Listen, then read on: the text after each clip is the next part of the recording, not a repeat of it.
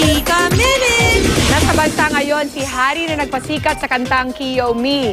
Narito rin ang K-pop duo na Crispy Crunch kasama si Sumin para sa kanilang show sa Sabado. May chika si Lars Santiago.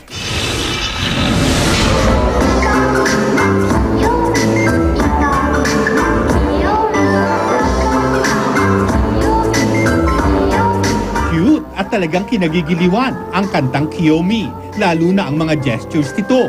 At ang nagpasikat nito na si Harry, nasa bansa ngayon para magpasalamat sa kanyang Pinoy fans. Sobrang hit ng Kiyomi, nagkalat sa YouTube ang iba't ibang covers nito. Hindi raw inasahan ni Harry na marami pala siyang tagahanga rito. Ibilalita rin ni Harry na magkakaroon na siya ng second cover.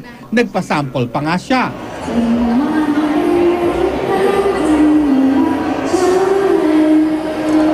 May mensahe siya sa fans. Philippines, mahal ko kayo. Nasa bansa rin ngayon ang ilan sa mga K-pop artists na magtatanghal sa Big Dome ngayong Sabado. Ang Crispy Crunch na binubuo ni na CSP at Cheesy. Kasama rin nila si Sumin. Nakatakda ring dumating ang iba pang K-pop groups na magtatanghal katulad ng SHINee at EXO-K. Pangako ni Sumin at ng Crispy Crunch, mag-e-enjoy ang kanilang fans sa kanilang music sa Sabado. Lars Santiago, updated sa Showbiz Happening.